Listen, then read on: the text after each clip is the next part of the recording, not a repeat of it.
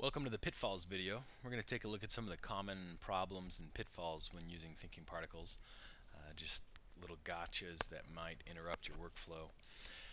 This is by no means the authoritative list. This is just what we've kind of found in production and based on feedback on the forums and a lot of great coworkers. So let's go ahead and take a look. The first thing that we need to watch out for is in Max, the time configuration. Max typically has playback real-time turned on by default.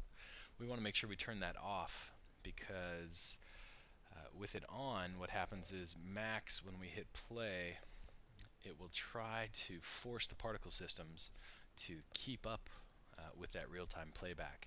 So the particle system, if it needs more time to calculate, it's going to have to skip some of those calculations, and so you're going to get inaccurate results. So let's make sure we turn off real-time when we're dealing with particle systems. So the next thing that we want to watch out for is edit on the fly. We've got a scene out here. We'll go ahead and just play it. And you can see with real time turned off, we're able to calculate every frame and get some nice results. Let's go ahead and take a look at our sampling as well. We're set to per half frame sampling. But the thing we want to take a look at right here, let's go ahead and go to frame 40, is we have edit on the fly turned on right now. And what this means is that if we make any changes to our system, say increasing gravity, TP is not going to try to update immediately. It's going to wait for us to back up one frame or go back to the beginning of the timeline and play forward. And the reason for that is this edit on the fly button, when it's turned on like this, we can make any of these changes, nothing gets processed. So it gives us a chance to make some very, very large changes to the simulation without requiring the CPU to constantly be trying to update for a real-time update. And that's the thing, if you want real-time updates, we need to turn edit on the fly off. And then we need to either back up one frame or go to the beginning of the timeline to set it into this mode. We'll go ahead and just back up one frame.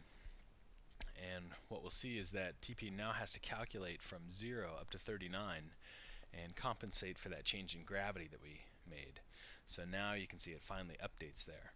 So edit on the fly can really slow down your system with edit on the fly turned off like this, because any change that we make, thinking particles is immediately going to try to recalculate from the beginning of the timeline or the beginning of the simulation start to its current frame anytime we modify a value here. So if we set this gravity to 150, what TP is doing right now is it's sampling from 0 up to 39 with per half frame sampling and having to calculate in order to update this. And so that's going to slow us down a pretty good amount. So on a really complex scene, a lot of shape collision, fragmenting, etc. And you can see it's still calculating here. This is taking quite a while. So there it goes. So on a really complex scene, a lot of shape collision and fragmenting. If you're going to be tweaking a lot of values, it's a good idea to keep edit on the fly turned on. That way you can make changes, TP is not going to try to calculate it, and your CPU is going to be free, and system's going to be much more responsive.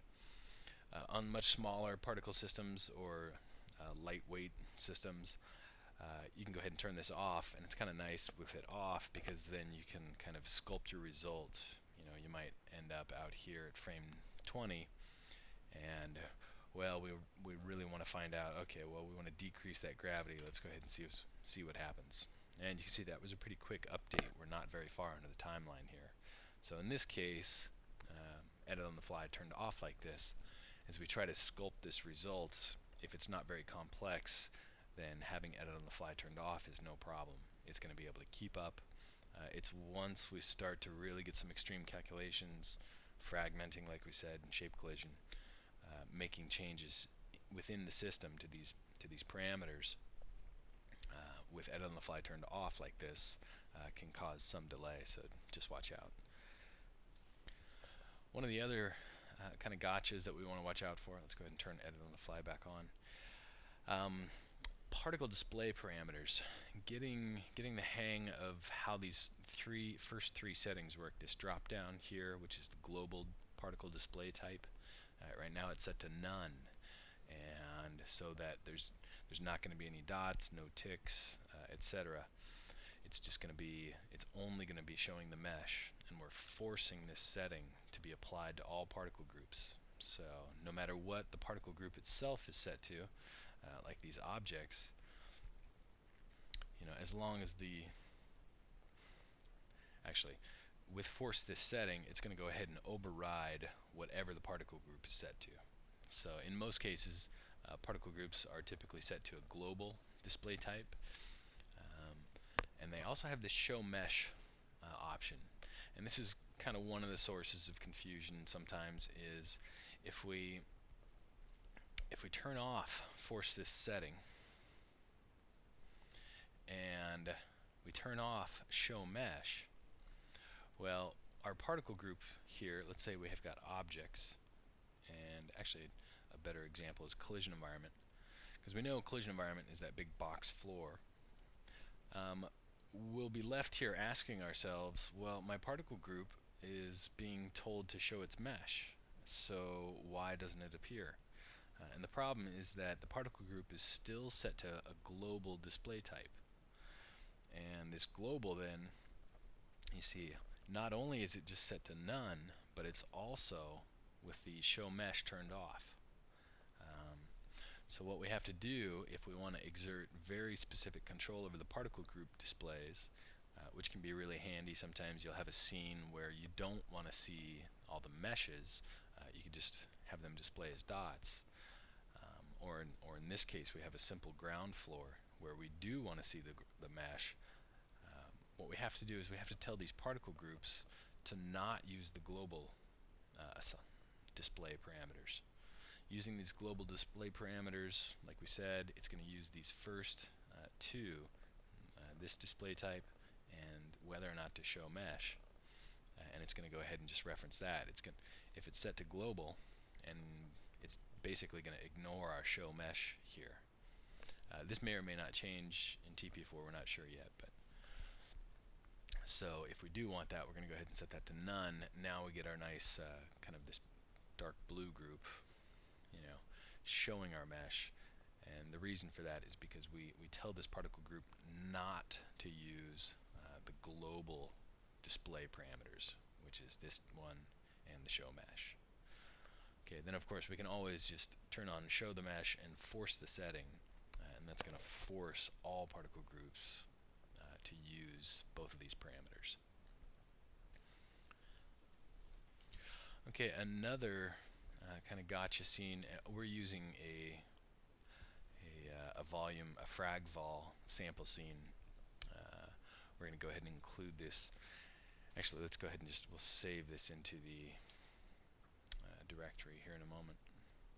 But okay, a little system lag there.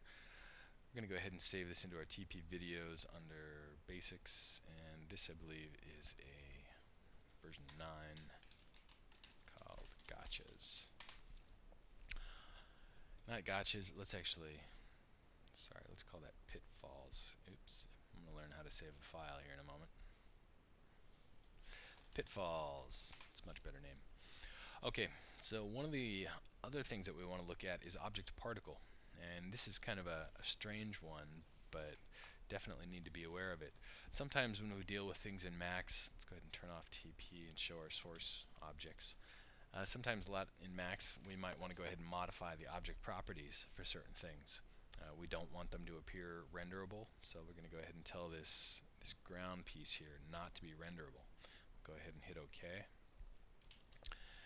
And this, let's actually rename this. We'll call this floor. And let's go ahead and rename this to triangle. Or prism would be a better one.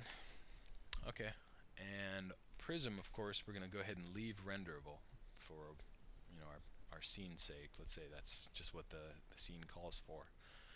And what we want to do is we want to understand that if an object is set to not renderable in Max, we are not going to be able to, it's one of those collision environments, we are not going to see that object appear then when we use an object particle. This is actually an object particle, it's been renamed, but this this is the whole object-particle interface, of course. So if we hide those source objects and show TP, watch what happens to our floor mesh there. It disappears. And of course the reason for that, I mean, even though it's still picked here in our object-particle, if we hide all TP and show those source objects, TP requires, unfortunately, the objects to be renderable in order to be able to be brought into TP. So that's just something definitely to be aware of and watch out for. Okay, the last thing that we're going to take a look at in this video, and then we're going to kind of continue these pitfalls with a different scene. So we're going to have a part 2 to this. But the last thing that we want to look at in this video is to make very sure that we're clear when using the shape collision or the new SC shape collision operators, which we actually have right here. Whenever we use these two operators, we have to be very, very careful and take note that it has two different types of outputs. It has a single asterisk and a double asterisk. Sometimes we'll call that single star, double star, just easy and fast. But these different types, the single star versus the double star, they cannot be mixed. And so we cannot actually do things like, let's just bring out a helper, an and. We cannot take a single star output like this collided and mix it with a double star output. So we have to only keep let's go ahead and pull this up here. We can only combine or test these outputs with the same type of output. So only single star together or only double star outputs together. So we have to make sure that there's like an invisible line between these two. We can use all these okay by themselves and together, or we can use all these together kind of further out here in logic and make connections with them, but we cannot mix them together. That just does not work. So definitely don't be trying to do that, otherwise your things are not going to respond properly. Okay, so that's going to conclude this part of the pitfalls. We're going to go ahead and do a part 2 with a different scene file.